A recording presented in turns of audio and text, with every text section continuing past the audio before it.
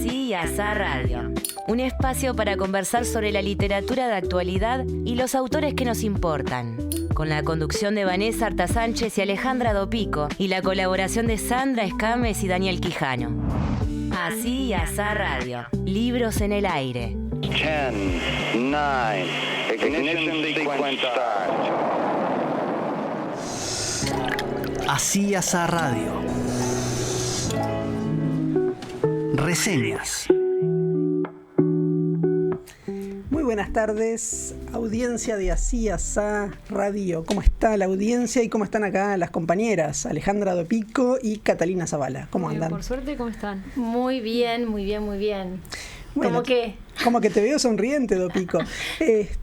Bueno, vamos a contarle un poco a la gente que quedamos como enganchadísimos con esto de que tuvimos jornada de Feria del Libro. Estuvo muy bueno, ¿no? Muy Pasamos buena. bien. Pasamos muy bien, la verdad que hay que agradecerle a todos los compañeros de invitados, Uniradio. Sí, a los compañeros de Uniradio, obvio, y también a los invitados. Obviamente, también. Sí. Y bueno, y estuvo todo el equipo, digamos, de Así Asá, porque estuvo Sandra Escames y estuvo Daniel Quijano. Así que bueno, develamos el misterio de quién era Daniel Quijano, se vio su rostro. Se vio su rostro. Bueno, finalmente entonces estuvimos los 4 y hoy somos 3, 2 de Así Asá y Cornucopia. Que también es, a esta altura, Así Asá, ¿no? Claro, son todos. En fin. Todos los cornucópicos. Todos los cornucópicos. Entonces, como quedamos así como muy enganchados con esto de la Feria del Libro, y la Feria del Libro también tiene cuestiones de premios, ¿no? Se entregan los Bartolomé Hidalgo y también se lanzan las bases para el premio Neti. Uh-huh. Y además en esta semana también fue se develó quién ganó el Nobel. Así que dijimos, bueno, hagamos un programa de premios. Sí. No para regalar, no que vamos a premiar nosotras, pero hablemos de los premios. Exacto. Y usted, Dopico, había cantado ya el otro día de que iba a hablar del Nobel. Bueno, y claro, porque siempre... No se anda con chiquitas, Dopico. No. Yo digo, bueno, a ver qué puedo leer de aquí al lunes y comento lo que pueda leer. Bien, ¿te hiciste amiga de Laszlo Krasnorkai? ¿Aprendiste a pronunciarlo y todo eso? Bueno, no, yo le digo Laszlo porque soy una amiga íntima. Ah, Laszlo, está bien, es Laszlo, no Laszlo. Claro, le digo, me escucha una cosa. El apellido para otros. Pero la realidad es que leí un poco sobre él, pero antes me gustaría mencionar algún comentario así en general sobre el premio Nobel, que todos sabemos de qué se trata, pero viste esas cuestiones que todos sabemos, pero no tanto. Y no sabemos. Claro, entonces, bueno, por ejemplo, contar que el premio Nobel, la primera entrega de premios se realiza en 1901. Y bueno, y ahí, en esa primera entrega, ya se premia física, química, filosofía, literatura y paz. Que, bueno, yo pensé que tal vez habían surgido de forma consecutiva, bueno, no. Entonces, en realidad, el premio de literatura, el premio Nobel de literatura, estaba establecido que debía ser dado a quien hubiera producido en el campo de la literatura la obra más destacada en la dirección ideal. Eso es como digamos, la consigna a seguir a la hora de elegir a los premiados. Es interesante también el proceso o el procedimiento para la elección del Nobel, pero capaz que no lo mencionamos, ¿no? O sí, ¿qué decís? No sé, como vos quieras. Mira, es como bastante interesante porque la academia se envían las solicitudes a la academia sueca antes del 1 de febrero de cada año, ¿no? Y ahí la academia recibe y ese comité Nobel evalúa esas solicitudes y de todas las que recibe en abril las reduce a unas 20 solicitudes, ¿no? Unos 20 nombres, digamos. O esas solicitudes se transforman en 20 nombres. En mayo, ese comité de esos 20 nombres reduce a 5 nombres, en mayo. ¿Y qué pasa? Los integrantes de ese comité se ponen a leer la obra de esos 5 nombres finales, ¿no? Y entonces, bueno, estudiarán, qué sé yo, y votan en octubre. Y es simple la votación, es la mitad más 1. O sea, claro, es bien simple y, lo interesante es que nadie puede recibir, eso me pareció interesante, nadie puede recibir el premio Nobel sin haber estado en esa lista de 5, en esa lista previa, 5 veces al menos. Entonces, claro, no es que porque te postulen la primera vez ya podés integrar o ya podés recibir el premio Nobel. Se tiene que repetir. en esos 5 finales que se seleccionan, ya tenés que estar mencionado, ¿no? Ya tenés que estar, se tiene que haber repetido esa lista, al menos 2 veces, en esos 5, al menos 2 veces. Que no es fácil tampoco, ¿no? No, claro. Bueno, eso para seguir con esta línea del Nobel. Los integrantes del comité son unos 18 elegidos y son elegidos de por vida. ¿No te gustaría ser parte de la Academia Sueca? No. ¿No? No. Ay, qué horrible. Bueno, escucha una cosa. Vamos a hacer un repaso de los últimos premiados. De bueno, los últimos 5 años. Nobel. 5 años, sí. Mira, bueno, vamos... Los premiados del quinquenio, digamos. Claro, el año pasado, en el 2024, fue Han Kang, la surcoreana. Ahí va. La fundamentación para la surcoreana fue por su intensa prosa poética que confronta traumas históricos y expone la fragilidad de la vida humana. Bueno, doy fe de eso. Yo, que me enteré que existía Han Kang justamente con el premio Nobel, leí La Vegetariana. Y bueno, además de que es una traducción, obviamente, y todo lo demás, es cierto esto de que hay una poesía en el sentido de que me parece a mí es un lenguaje muy depurado. Sí. Y si hay algún tipo de nada es accesorio, ¿no? No hay ningún adjetivo accesorio, no hay nada de ese tipo.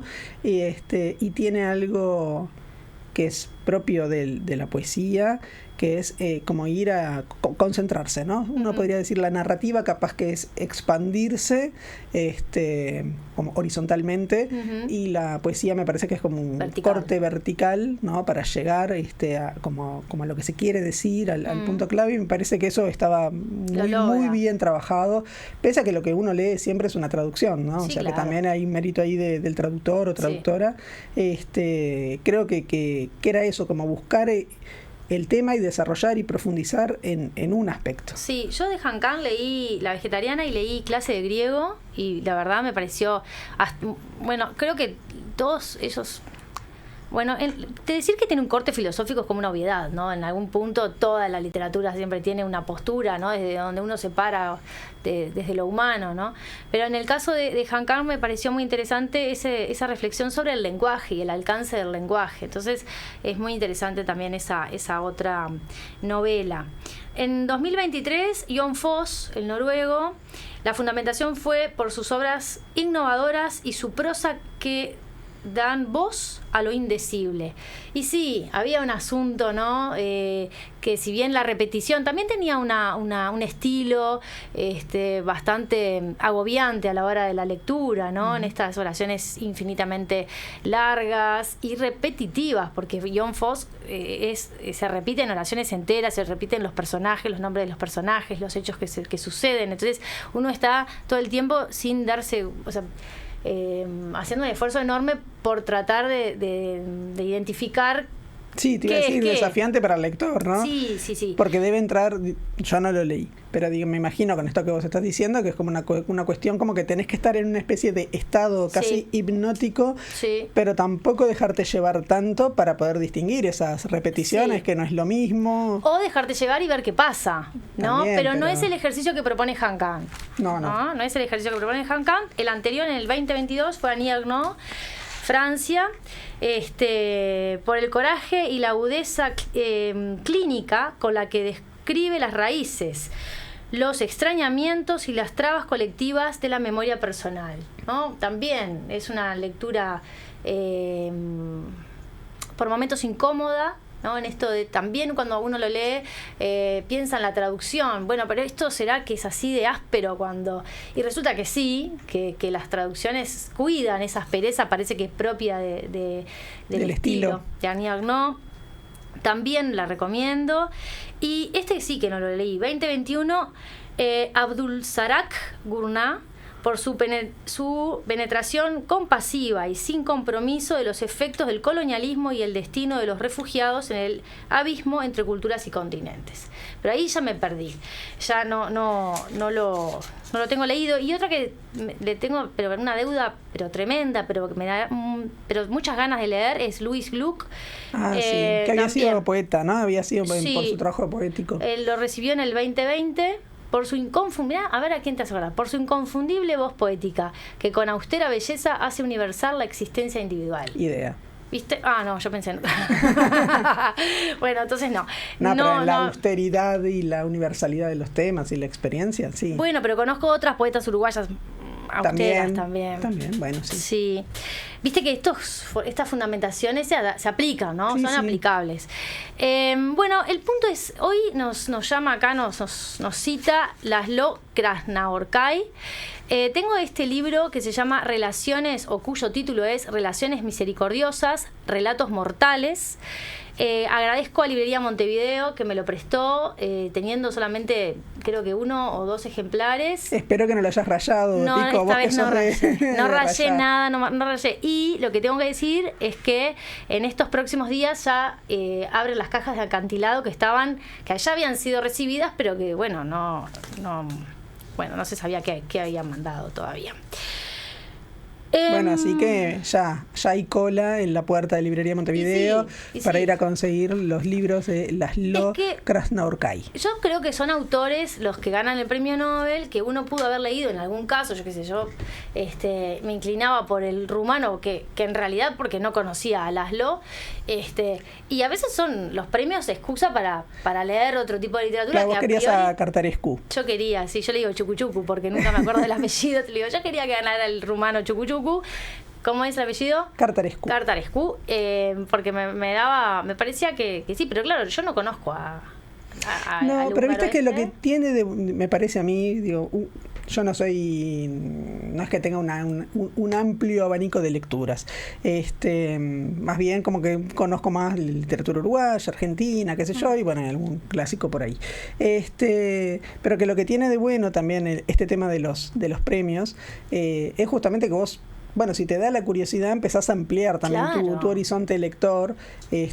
Si no hubiera sido de esa manera, muy difícil que hubiera llegado a Han Kang, por ejemplo. Obvio, ni a Foss ni a ninguno, porque si son autores que, por ejemplo, no sé, si lo hubiese ganado Borges, probablemente lo hubieses leído, pero ya lo hubieses leído antes. Sí. No, bueno, viste que entre los favoritos también estaba César Aira, Samantha Schweblin, por ejemplo, que bueno, que también por su origen, ¿no? Porque son argentinos, los tenemos más cerca, y los podemos conocer.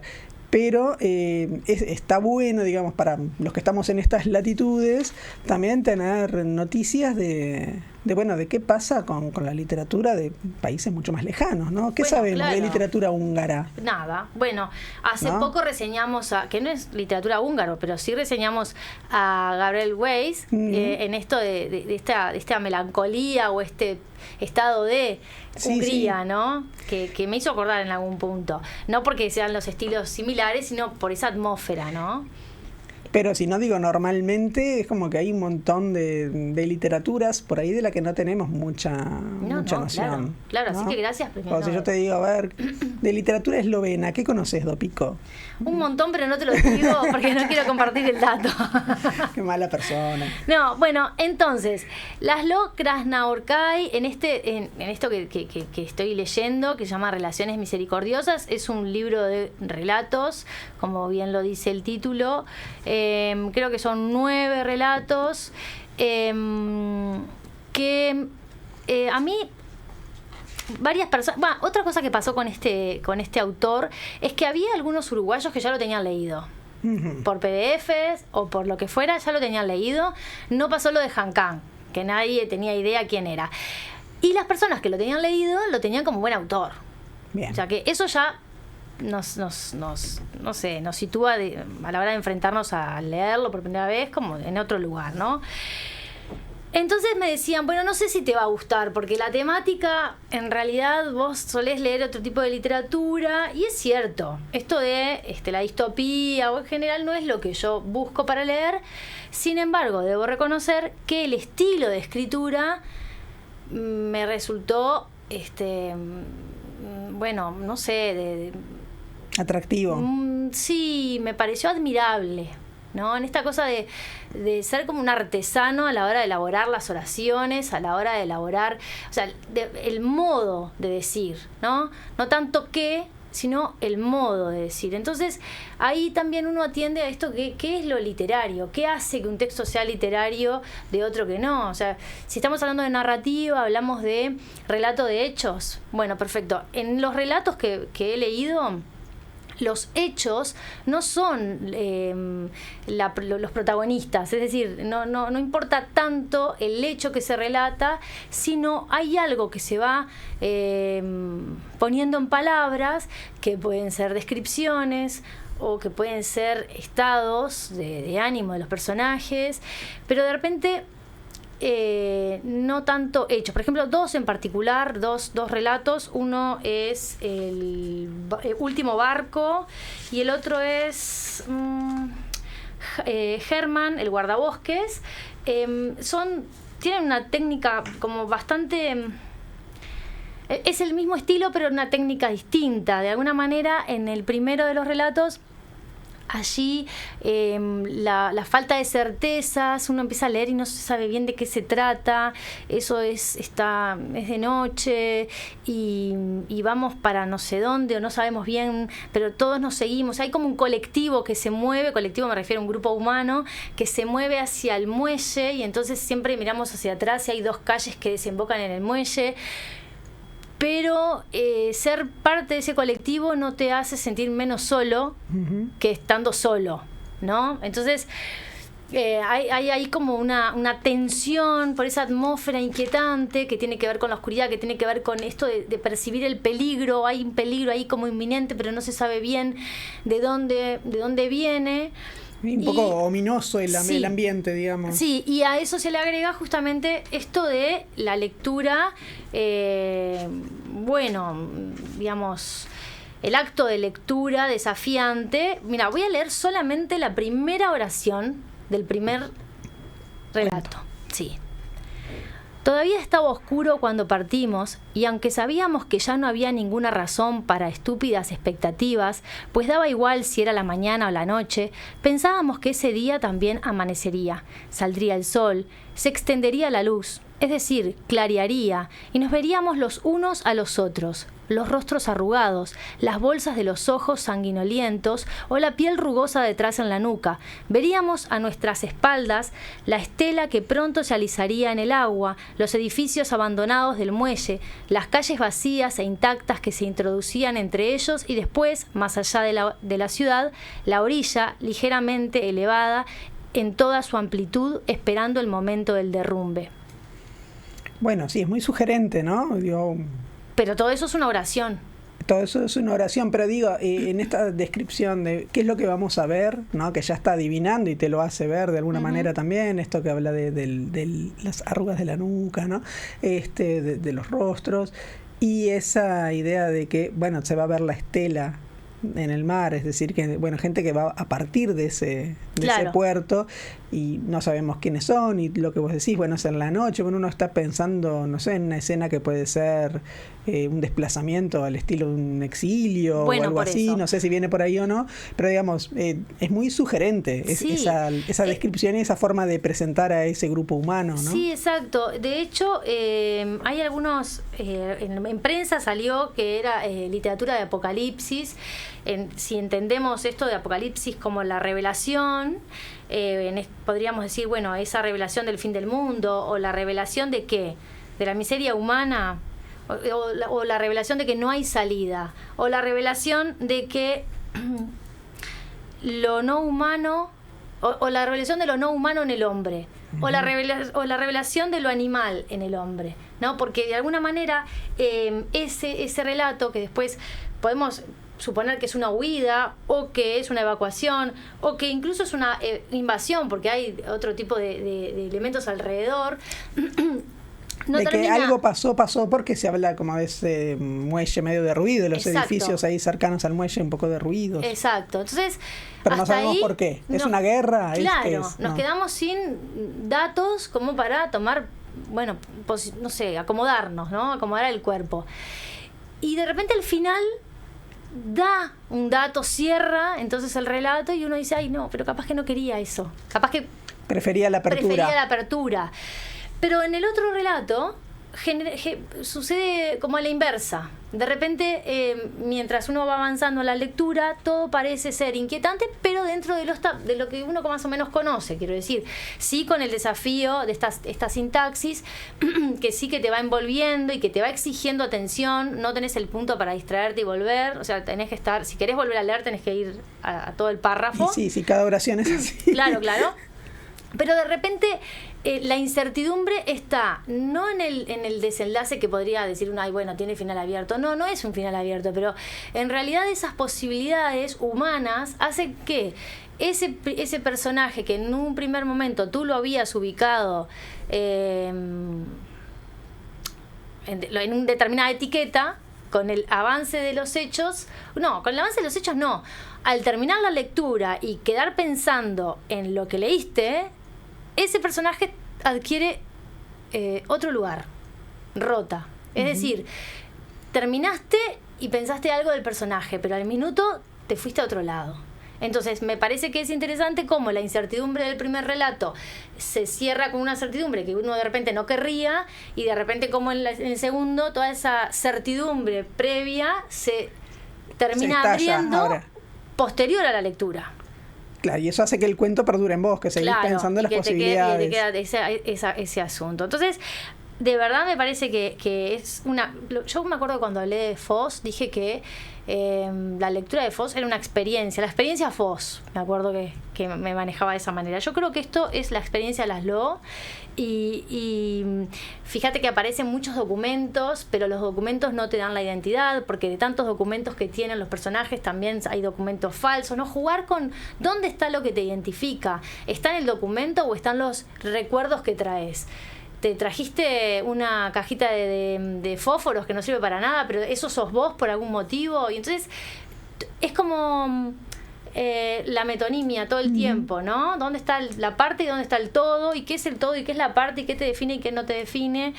Y me pareció como muy interesante. Otra cosa interesante son los títulos, porque si bien yo no mencioné acá la obra de Laszlo, porque bueno, es bastante extensa, pero fíjate, Tango Satánico, 1985, ya sé que no lo voy a leer. La primera novela.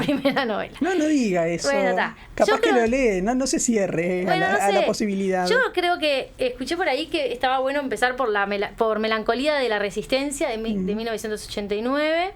Ambas que fueron traducidas al cine, ¿no? Por Belatar. Creo que la primera es la segunda. Creo que es la primera que hacen en la versión fílmica, son como 7 horas. Sí, la primera. Sí. Después, por ejemplo, Guerra y Guerra, otro título. Que es el que a mí me daría ganas de leer. Al norte la montaña, al sur el lago, al oeste el camino, al este el río, que hablábamos hoy temprano, que tiene que ver con su experiencia en China. China y Japón, creo, sí, que hace un viaje, y que lo que yo leí por ahí, ahora que han salido tantas notas, claro, ¿no? Por esto del Nobel, que es como la novela contemplativa. Bueno, entonces hay que ver. Y bueno, quiero decir algo de la traducción. La traducción es de Adam Kovačić, que me parece bien interesante porque, traduce directamente el húngaro al español. No pasa por el inglés. O sea, para este traductor, el húngaro es su lengua materna, por lo tanto, allí me parece que es muy importante tenerlo en cuenta. Y quiero, porque me estoy yendo de tiempo. Tranquila, Dopico. Yo no soy. Usted no es como yo, que la corro con el tiempo. Ahora se están dando cuenta quién es la buena y quién es la mala. Lo dice usted, yo no dije nada. Lo digo con respecto al tiempo nada más. Están las pruebas visibles en todos los programas. Sí, exacto. Quiero decir que escuché una entrevista y que le preguntan sobre su proceso creativo. Cuente que eso es lindo. Eso es lindo, es interesante. Entonces el hombre dice, la chica le pregunta, bueno, pero ¿cómo es que haces tu escritura o cómo escribís? Y él le dice, no, es que yo no escribo. En realidad surge una idea, esa primera idea, por pequeña o por nueva, dice como que la traducción era si fuera un bebé, ¿no? Yo me imagino un embrión, una cosa así. Y luego él la va desarrollando mentalmente, y ahora voy entendiendo, porque me hace acordar un poco a Ulises, ¿no? Esa cosa de ir escribiendo en su cabeza, eso que quiere desarrollar y que no tiene que ver con hechos concretos, sino como con un modo, Y que cuando él calcula que en su cabeza va por las 20 páginas, ahí se pone. Recién ahí escribe. Y yo dije, casi me paro y aplaudo, porque si vos tenés en tu cabeza 20 páginas, sos un genio, ¿no?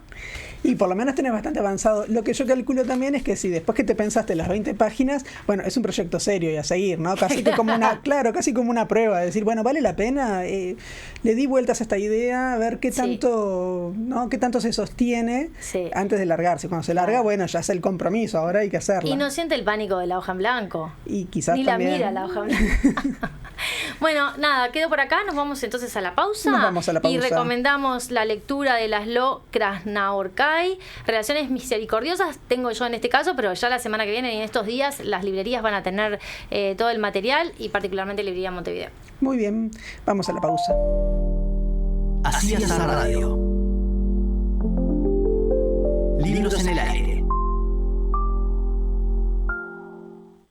Yo preparo los salones antes de que lleguen. Yo cubro 2 cargos porque la vacante no se repone. Yo sostengo becas que no alcanzan. ¿Sabés lo que es sostener una universidad con menos recursos y más demanda? En la UDELAR también trabajamos los que no damos clase. Hay un funcionario por cada 900 estudiantes. Sin nosotros, tampoco hay universidad pública. Invertir en educación pública es invertir en el país y es saber cumplir. Intergremial Universitaria. Noticiero Científico Cultural Iberoamericano, NSC. La divulgación de la ciencia, la tecnología y la cultura en la región. Un programa de la Asociación de las Televisiones Educativas y Culturales Iberoamericanas. Lunes y viernes a las 7:30 horas con retransmisión los domingos a las 12 en Uniradio 107.7 FM, uniradio.edu.uy.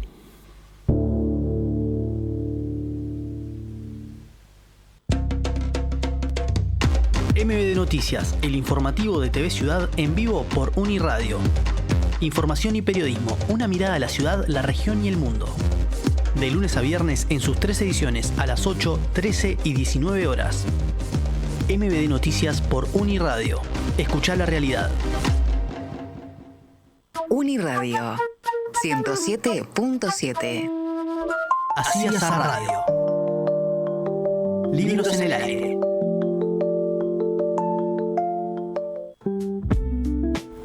Bueno, estamos acá de vuelta. Yo estaba diciendo que a las 6 de la mañana estaba haciendo promedios, Vanessa Arta Sánchez.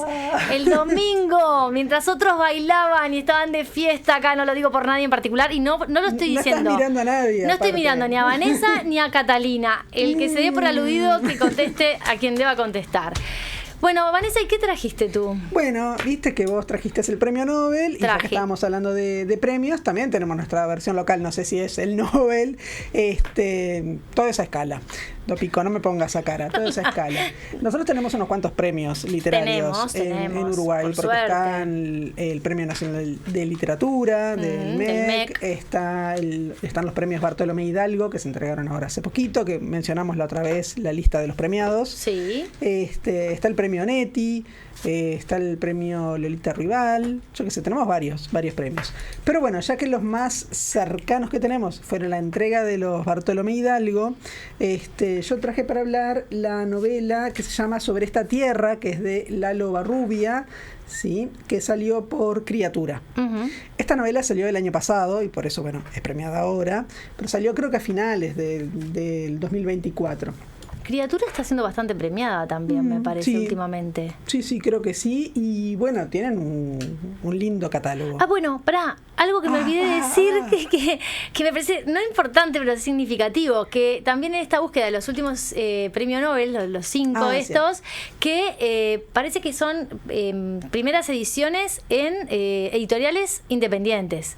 Una pregunta que me hizo Vanessa, interesante, antes de empezar el programa fue, bueno, no sabemos qué se entiende por editorial independiente en Europa, pero la realidad es que este comentario que yo lo tomo de las redes es, bueno, atendamos a lo que se publica en las editoriales editoriales independientes porque, bueno, ahí se está corriendo algo. Sí, sobre todo, a mí lo que me pareció interesante que dijeras eso, que me vinieras con ese dato que dijiste, bueno, no sé, pero es un dato, es que, bueno, cada vez más se habla siempre, ¿no?, de los grandes grupos editoriales, ¿no?, que van concentrando distintos sellos. Por ejemplo, ahora que se cumplen años, no me acuerdo exactamente cuántos, de Penguin, ahí, bueno, están haciendo un descuento, qué sé yo, sé cuánto, entonces dice, descuento de tanto % en todos nuestros sellos, y son 30 sellos, una cosa así. Entonces uno, claro, empieza a mirar, sí, claro, son todas las otras editoriales que fueron absorbiendo en algún momento.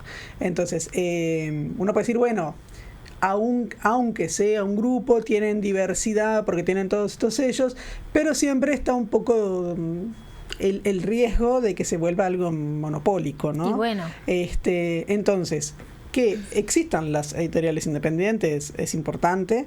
En general es como un poco el perfil de la editorial independiente, que es el que se la juega por un escritor que capaz no es tan conocido, que muchas veces es donde hacen las primeras ediciones, y que, bueno, garantizan cierto equilibrio, digamos, en la ecología del mundo editorial. Entonces, bueno, no es un dato menor que en estos últimos años esas entregas de los premios no hayan obviado, digamos, que hayan atendido qué tipo de publicaciones hay en las editoriales independientes. Entonces, eso sí es un dato importante. Pero volviendo a Sobre esta tierra, decía que es de Lalo Barrubia, ¿sí? Y salió por Criatura. Es una novela de unas 248 páginas, pero que se lee muy bien. Tiene algo, no te voy a decir hipnótico, pero algo que lleva, tiene como un buen ritmo. Está dividida, o organizada en 5 partes. Bien. Se llama Primavera, Error y errores entre paréntesis, Verano, Nunca y Otoño. Esas son las 5 partes, y dentro de esas partes tenemos capítulos, ¿no?, que están separados, no están numerados, pero están separados por blancos, y eso le da una cosa también amena, porque no son capítulos muy largos. Entonces tiene un ritmo ágil, que te lleva, está como bien modulado, ¿no? Bien, me gusta. Porque no te llega, no sé, a mí me pareció que eso estaba muy bien. No sé si eso vendrá, si será también algo del oído poético, porque Lalo Barrubia también es poeta. Entonces me parece que esa musicalidad y ese ritmo lo hace muy, muy llevadero. Así que bueno, eso para comentarlo. ¿Qué podemos decir? Decíamos, bueno, premio Nobel en la categoría narrativa, premio Nobel. Bartolomé Hidalgo, y lo dice con maldad, usted se ríe. Bartolomé Hidalgo. Sí. Yo no me río. ¿Usted mandó solicitud para que Lalo Barrubia fuera ganadora premio Nobel? No. Y bueno, entonces la pobre señora no va a estar sabía nunca. Lo de las fechas que explicaste al principio. Bueno, está. Entonces viene, no es que yo me ría, es que hay que mandar solicitud. Bueno. Y tiene que estar durante 2 ocasiones dentro de esos 5. Bueno, entonces espere un poco. Bueno, pero se puede. Bueno, empiece a mandar. Sí. Anoté las fechas que dijiste. Bien, entonces, decía, reciente premio Bartolomé Hidalgo de narrativa.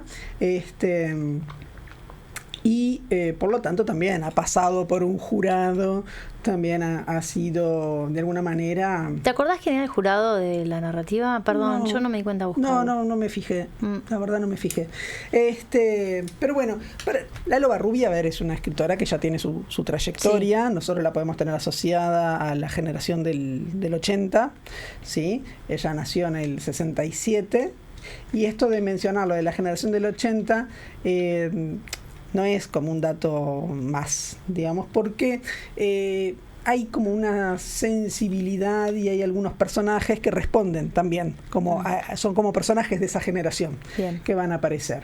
Y bueno, otra cosa que decir de Lalo Barrubia es que además de escritora de sentarse a escribir, también ella tiene una actividad en performance, y en su sitio web se pueden ver. Sí, así que si uno quiere es buscar lbarrubia.com y ahí tiene bastante. Entonces, bueno, no es quizás como el tipo de escritor más tradicional que podemos conocer, ¿sí? O que nos podemos encontrar. La premisa de esta novela es bastante simple, ¿no? El puntapié, digamos, inicial es una mujer que viene de Finlandia a Uruguay, y compra un terreno en la costa este y se pone a construir una casa con sus manos, solita. Bueno, después tiene ayuda sí, de alguna gente, pero básicamente la construye sola. Esa es la premisa, ¿sí? Y es una especie de outsider. Esto también está ambientado en el periodo de pandemia. Ajá. ¿No?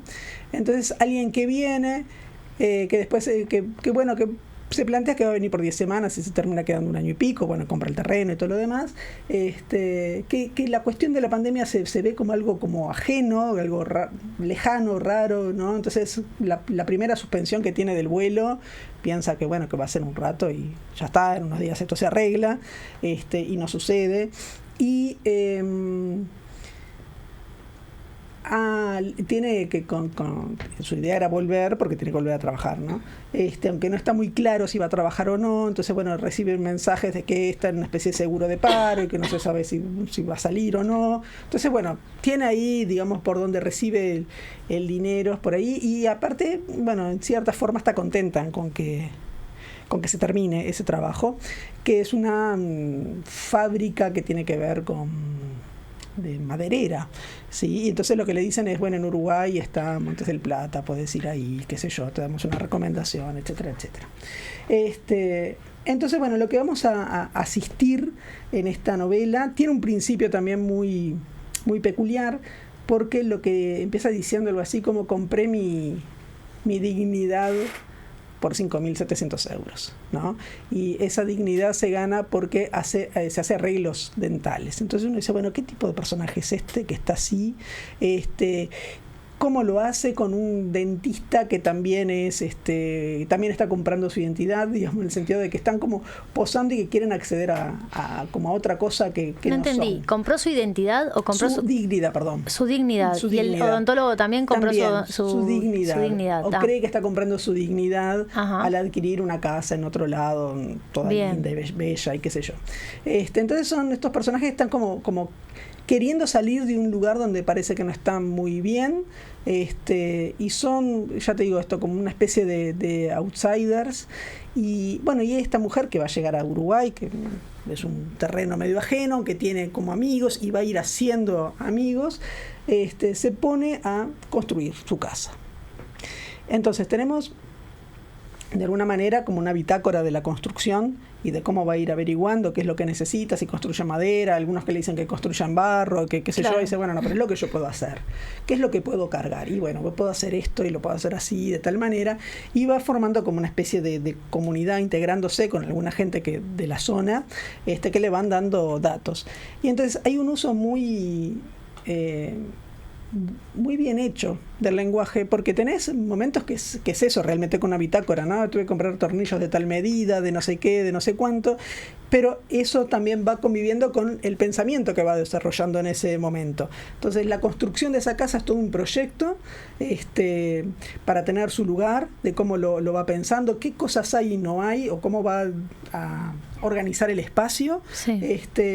Y al mismo tiempo, bueno, cuáles son las prioridades que alguien puede tener, ¿no?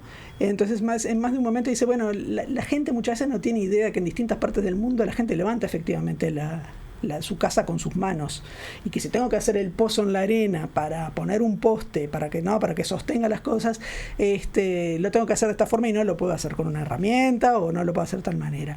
Entonces también hay como una construcción de la casa y una construcción de la autonomía, ¿no? Claro. de este personaje, y eso me pareció como muy bueno, porque aparte ahí también uno dice, no era que había comprado la dignidad antes, ¿no? Uh-huh. Acá va comprando como su lugar, va ganando, digamos, va construyendo más que comprando, bueno, como su lugar en el mundo.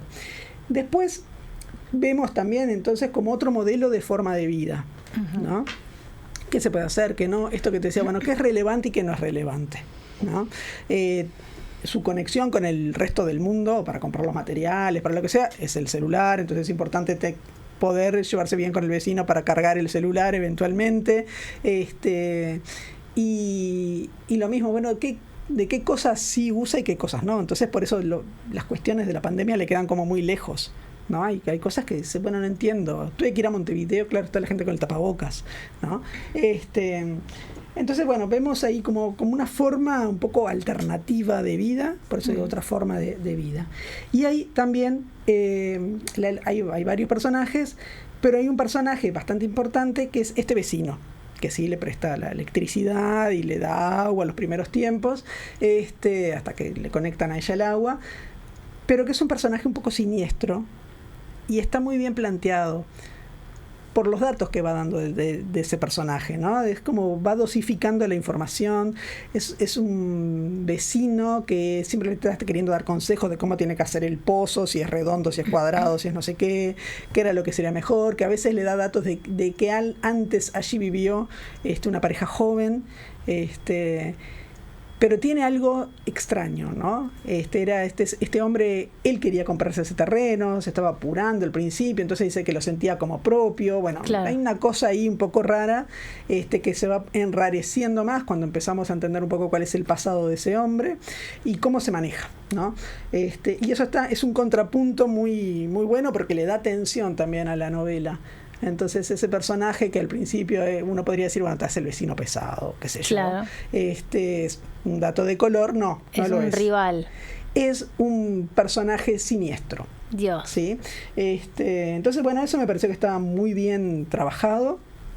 Y bueno, y esto que empieza a averiguar un poco de quiénes vivieron antes en ese terreno, porque hay restos, ¿no? Yo qué sé, como de construcciones precarias anteriores y qué sé yo, y escarbando y sacando raíces y todo ese tipo de cosas, encuentra en una bolsa un cuaderno, que es un diario, ¿no? Entonces, bueno, está todo húmedo, qué es lo que puede ir leyendo, lo que sí, lo que no, bueno, y ahí eso también es muy interesante, quiénes vivían ahí, cómo vivían ahí, y no quiero contar eso porque es muy, muy bueno. Y también en esto que yo te decía, bueno, vamos viendo qué cosas le importan y qué no, cuáles eran los temas en ese momento, ¿no? Uh-huh. Es un poco raro pensar, bueno, sí es cierto, convivía la preocupación por el COVID, sí, pero también le preocupan temas como la inteligencia artificial. Mirá capaz que pronto. Ahora está mucho más, ¿no? Me sí, parece, más como en el tapete. En boga, sí. Bueno, ya estaba un poco ahí. Hay una especie de defensa de lo que uno puede hacer. Por eso yo hablaba de la autonomía. Dice, bueno, me encantan las herramientas mecánicas, dice en un momento el personaje, ¿no? O sea, porque no es que nos facilitan las cosas, nos permiten hacer algo más, pero son como una extensión nuestra, ¿no? Y a diferencia de lo que puede ser otro tipo de herramientas más ya como industriales, que te facilitan tanto que vos no haces mucha cosa y que todo termina siendo homogéneo. Entonces, en ese sentido hay como una visión distinta que no es para nada idealizada, ¿no? Porque el personaje, bueno, pasa días sin bañarse, porque tiene que ver cuándo le conectar las cosas, porque tiene que solucionar otros asuntos. Claro.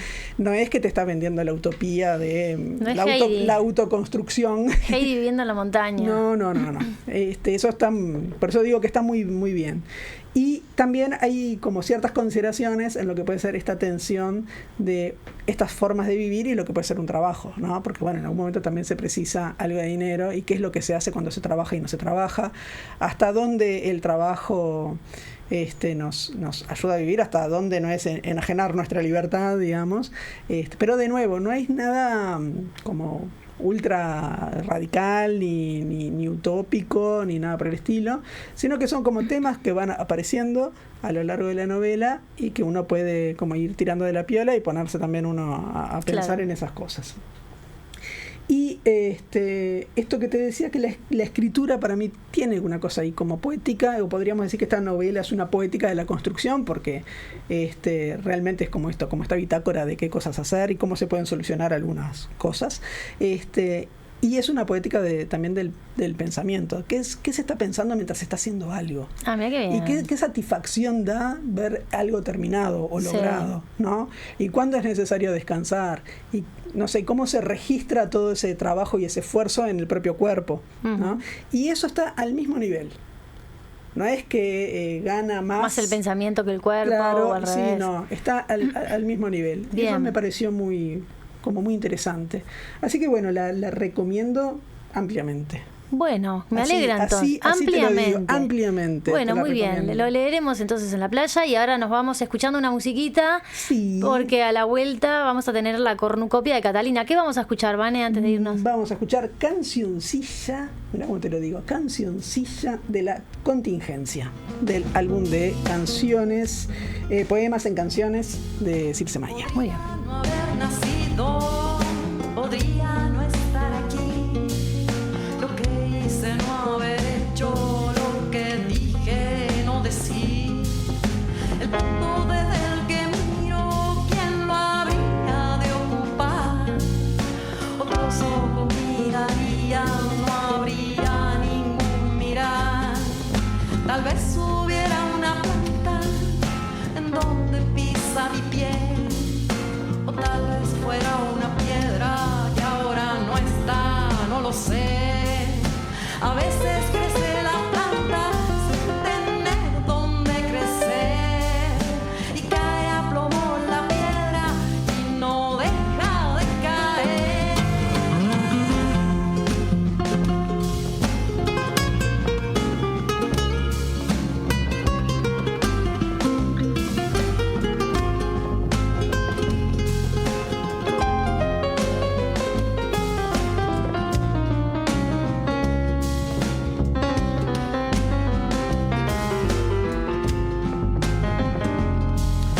Y miran con gran reproche porque hay otro en su lugar.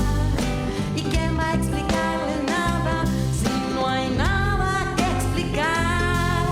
Y miran con gran reproche porque hay otro en su lugar. ¿Y quién va a explicarles nada si no hay nada que explicar?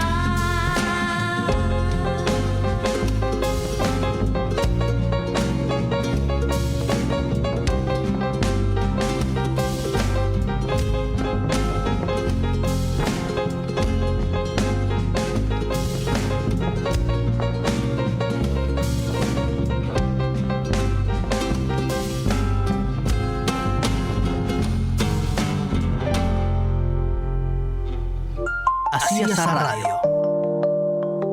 Libros en el aire. Hacías a radio. Cornucopia.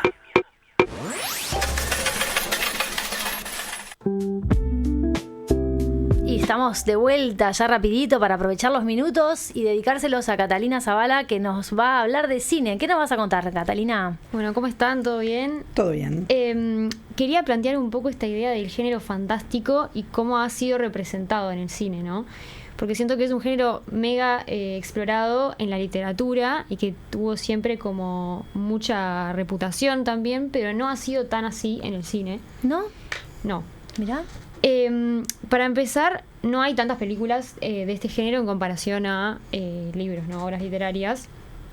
Tiene que ver con la tradición muy prestigiosa que tiene en el mundo de la literatura, porque todo este mundo fantástico se remonta muy, muy lejos en la historia, ¿no? Desde la Edad Media.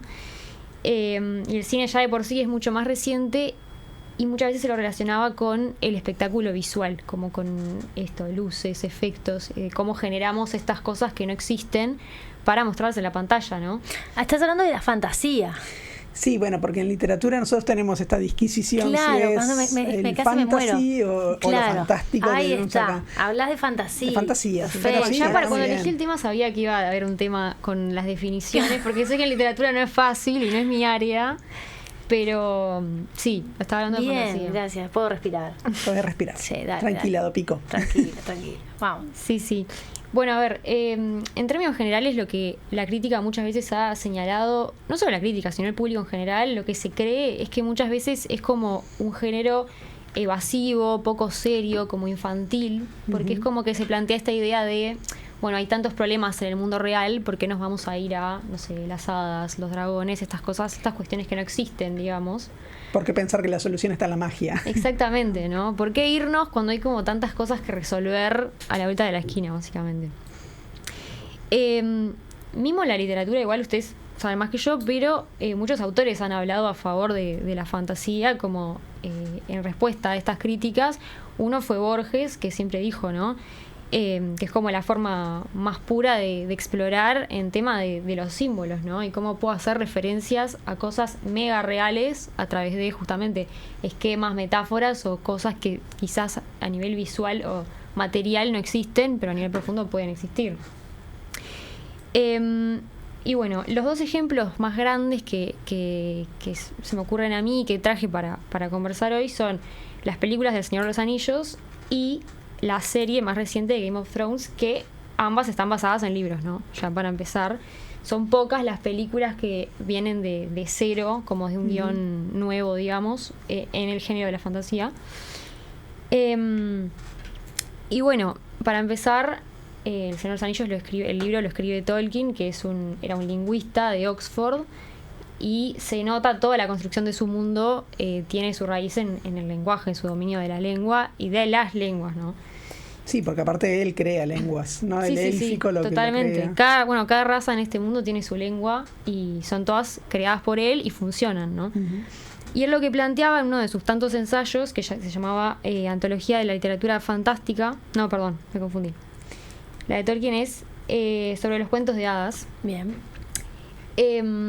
Y lo que plantea es esto, que el realismo puede estar en la construcción de un mundo secundario, que era lo que él hacía, y la clave está en que sea lo suficientemente realista en sus reglas particulares, ¿no? Que tenga reglas de funcionamiento, lo que en el cine se conoce como world building, toda esa construcción de un mundo con sus propias reglas, para hacer como más verosímil lo inverosímil, y que si bien el lector cuando en su acercamiento sabe que lo que está siendo descrito no existe, en sus propias reglas como que le da otra esencia, ¿no? De ahí, por ejemplo, la construcción de las lenguas. Bueno, la película, las tres películas son tres, como los libros, estuvieron a cargo del director Peter Jackson, se estrenaron en 2001, 2002 y 2003. Algo interesante es que fueron grabadas las tres juntas, como si fuera una película sola, digamos. Ah, no sabía eso. Sí, y desde la edición fue cortada en 3 trozos, digamos. Y bueno, fue una manera como de reivindicar o poner en alto la fantasía, que eso en el cine no había sido tan explorada, o no por lo menos de manera tan seria. Sí, y además con una producción que realmente, porque ese es también un desafío muchas veces, ¿no? Esto que vos estabas hablando de cuidar las reglas, de hacer verosímil. Yo sé que no existe la magia, yo sé que no existe no sé qué, pero si voy a leer esto, como si voy a leer cualquier libro, tengo que hacer un pacto de ficción y bueno, me lo tengo que creer. Pero para eso tiene que haber una coherencia en las reglas. Y claro, eso corre para la fantasía, corre para la ciencia ficción, corre para todo, ¿no? Pero lo que sucede con las adaptaciones al cine es que lo visual es muy exigente, porque cada vez más el público también se pone exigente y te va a decir, bueno, pero mirá, al final ese efecto hubieran puesto un par de millones más y lo hacían mejor, ¿no? Sí, totalmente. Entonces es todo un desafío, y en ese sentido las películas, estas adaptaciones que hizo Jackson, bueno, creo que han llegado como a la cúspide, Nos ¿no? dejaron sin palabras, Sí, esas, sí. porque no hay nada que podamos decir, ¿no? Reprochar. Uno las ve ahora que tanto Pasó tiempo igual, pasó, y siguen siendo perfectas, qué sé yo. Sí, Sin saber envejecen nada, muy sí. bien. Yo, o sea, es una opinión personal, pero siento que hay películas mucho más nuevas, o sea, posteriores en el tiempo, con efectos y todo eso, que no lograron como la precisión. Yo había leído un crítico, ahora no me acuerdo el nombre, que decía que estas películas como que tuvieron su origen en el momento exacto de la historia en que tenían que hacerse, porque antes no habría sido posible, porque no había desarrollo tecnológico y se habría recurrido solamente a maquillaje, por ejemplo, y como que eso no bastaba. Pero si hubiera sido mucho después, también, por un tema de abaratar costos, con más tecnología se hubieran como tapado más huecos, que pasó, por ejemplo, con las del Hobbit, que no es lo mismo a nivel visual. Sí. Y como que ese momento en el que se hicieron, permitió que envejecieran también, ¿no? Porque se dio como una mezcla justa entre material, maquillaje y tecnología, digamos, ¿no? Genial.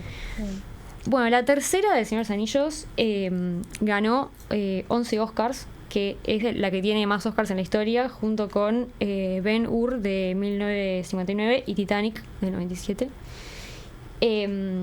Que está igual, por supuesto, en la ceremonia de los Oscars hubo momentos como incómodos o como sátiras, ironías hacia la película. Como que aún así, aunque estuviera reivindicada, siempre dio de qué hablar por el hecho de que fuera de fantasía, ¿no? Bueno, claro. Sí. Pero bueno, yo me anoté algunas cosas que esto, como que ponen en evidencia esto de que habla como de la humanidad misma, ¿no? Más allá de que se trate de no sé, especies que no existen o dragones o seres mágicos, cómo se puede hablar de la realidad y cómo lo hace también Game of Thrones, que a mí me gusta mucho también, pero siento que fue como un camino muy diferente que eligió. Game of Thrones, si la ves, es como habla bastante de la miseria humana, ¿no? Y de esa lucha por el poder y cómo al final somos todos un poco iguales. No tiene personajes, a diferencia del Señor de los Anillos. ¿Qué pasa? En estas películas, en El Señor de los Anillos, está muy claro, por ejemplo, cuáles son los buenos y cuáles son los malos. O sea, la lucha entre el bien y el mal es como el eje de toda la trama. Y nada, eso, o sea, obviamente hay momentos de debilidad o cosas que cuestan más o menos, pero en verdad está muy claro quién es villano y quién no. En Game of Thrones no, porque es todo como humano y siento que como que no hay ningún personaje totalmente bueno y ninguno totalmente malo. Y bueno, después, por ejemplo, quería destacar la banda sonora de Señor de los Anillos. Está a cargo de Howard Shore. Hay unos videos que son de Jaime Altozano, que es un español que sabe mucho de música y que analiza cómo cada tema musical hace referencia a una subtrama de la película, ¿no? Y te va explicando, para el que no sabe de música y de composición, cómo se va narrando la música también a través, o sea, la historia a través de la música, ¿no? Eso es bastante interesante también. Diseño de sonido. Sí. ¿No? Totalmente. Yo no sé nada de música ni de composición, pero sí. Sí, no, digo que es un elemento muy importante, porque vos cuando como espectador estás viendo y estás recibiendo todo ese montón de estímulos, ¿no? Sí. Vos estás viendo, estás siguiendo lo que dicen, digamos, están todos los códigos interactuando en ese momento. Entonces sí, la música es una cosa muy importante. Yo escuché una entrevista, una vez, que le hacían a un compositor, no sé si se dice así, a un diseñador de sonido de los juegos, de los videojuegos. Uh-huh. No, marcando. Y bueno, porque él decía, bueno, yo tengo determinadas, no sé, voy a hablar con términos viejos, o sea, pero tengo tantas pantallas para recrear, pero en realidad en ese momento yo no sé qué está viviendo el que está jugando, porque no sé si justo perdió una vida o qué. Entonces la música tiene que jugar con la posibilidad de la hazaña, de la victoria del que está jugando, pero también a la vez con el momento en que está acorralado en un no sé qué. Sí. Y bueno, me pareció muy interesante. Yo me acuerdo en El Señor de los Anillos, en uno de los momentos de las grandes batallas, ¿no? Digo, la música es lo que te lo vuelve súper épico, sí, ¿no? Que los ves ahí, que llegan todos, sí, y todo el otro ejército gigante. Y la música es fundamental, porque de hecho es muy simple hacer la prueba de, ¿no? Mirar la película, sí, sacarle el sonido. Y ahí nos acordamos todos de Wagner, ¿no? Claro. Tipo, wow. Sí. Entonces son todos los elementos que tienen que estar muy, muy bien cuidados, ¿no? Y bien amalgamados, porque tampoco la música puede dejar de lado lo visual, no puede tampoco robarse todo, ¿no? O sea, tiene que estar bien amalgamado. Sí, totalmente. Sí, a mí siempre me marcó la música de esa película, pero claro, sin entenderlo desde lo racional, ¿no? Es como algo que se siente, que existe, impacta o lo que sea y aporta a determinada escena, pero sin tener como los argumentos para explicarte por qué. Y bueno, es verdad que cuando me puse a indagar un poco, para los que saben, te explican eso, como que el compositor a la hora de decir, bueno, tengo que hacer un montón de horas, porque son un montón de horas, son 9 horas en total de película entre las tres. Sí. Las jornadas en el cine eran largas. Claro, totalmente. Y decían, o sea, decía eso, bueno, las posibilidades de combinación de sonidos son infinitas. ¿Qué puedo hacer, no? Entonces empezó a buscar patrones, empezó a leer, por ejemplo, no sé, tal raza, yo qué sé, los elfos, tienen determinadas características. Entonces combino X sonido que me den como esa descripción desde el auditivo. Entonces es increíble, o sea, cuando entendés, sí. Claro. Sí. Bueno, muy bien. Estamos a 2 minutos de terminar. ¿Qué hacemos? ¿Cerramos o qué, Catalina Zavala? Sí, tengo algunas cosas más. Como como ejemplos de esto mismo, ¿no? De cómo se puede hablar de lo humano a través de la misma idea, ¿no? Tengo personajes, por ejemplo, que hablan de cuestiones así humanas. Por ejemplo, Sam es un personaje muy importante. Y ¿Es el amigo? Sí. Claro. El pelirrojo. Sí. Creo que todos los amigos son pelirrojos. El amigo de Harry Potter también. ¿Por qué será? Bueno, Una pavada. ahí puedo hablar largo y tendido de por qué Harry Potter se parece al Señor de los Anillos, pero no vamos a entrar ahí. Ese es otro No capítulo. vamos a entrar ahí, sí, Dale. totalmente. Bueno, Sam es la amistad incondicional, ¿no? Es el amor, es la entrega por un otro y por una idea, ¿no? También. Sancho Quijote. Sí, totalmente. Es que esos dúos están también en todos lados, ¿no? O sea, en todas las historias como épicas también hay eso, como figuras. Bueno, acá, por ejemplo, en El Señor de los Anillos está muy claro el viaje del héroe, por ejemplo. Sí. Está clarísimo. Sí. Es explícito. Sí, de sí, hecho. totalmente, sí. Bueno, Frodo es espiritualidad, es inocencia, es esa lucha como más interna. Gandalf es el sabio. O sea, puede Es ser el viejito de barba blanca. Sí, total. Tengo unas frases también anotadas, pero bueno, Aragorn es nobleza, es templanza.